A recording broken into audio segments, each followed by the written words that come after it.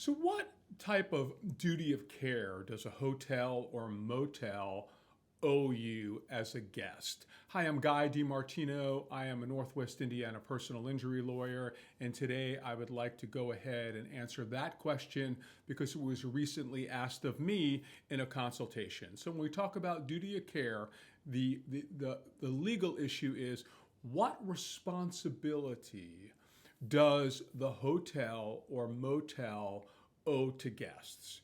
So the types of negligence claims that we see in a hotel or motel will either have to do with a premises problem, a problem with the property, a problem in the room, or some type of potential break-in or assault. So the duty of care generally is to go ahead and keep the premises in a reasonably safe condition.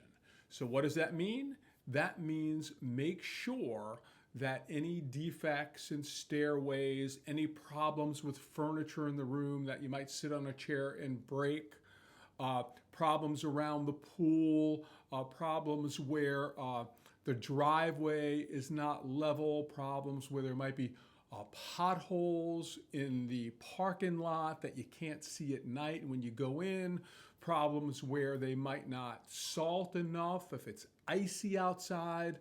Those are the types of things that we see in hotels, which are more premises type problems. The other thing that we see, and sometimes which is really bad, are physical assaults. So the standard or the duty is still the same way. Did the hotel or motel keep the premises in a reasonably safe condition? So if they've had prior problems, do they have security at night? If they had prior problems, did they change their locks? Do they have video cameras? If they have prior problems, did they warn you? Make sure you lock your door, you put on that other security thing, whatever it is. So they have a duty to make sure and act reasonably in keeping their premises safe, whether it's a Premises Liability Act or whether it's an assault and battery type of problem. All these types of claims, though, are very fact specific. So if something like this has happened to you and you've been injured when you're on a hotel property or a motel property, make sure you try to gather the facts and speak to a lawyer relatively soon so any evidence can be gathered before it is destroyed or lost. If you have any questions, you can always reach out to me. I am Guy DiMartino, meeting you at the intersection of law and medicine. Have a great day.